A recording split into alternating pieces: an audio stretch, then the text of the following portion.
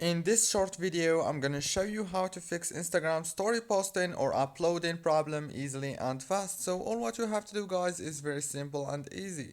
Just go to the settings on your phone and then scroll down and click on the apps manager. And after that, click on apps again. And now all what you have to do is simple. Just scroll until you find the Instagram app like this. After you find it, click on it, and now click on this force stop option and then go down to the storage.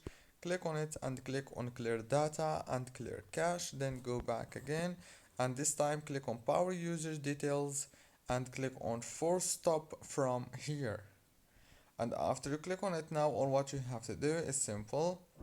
Just restart your phone and then reopen Instagram and the problem is gonna be fixed. So please, guys, don't forget to like, subscribe if this works for you, and thank you so much for watching this video until the very end. See you later.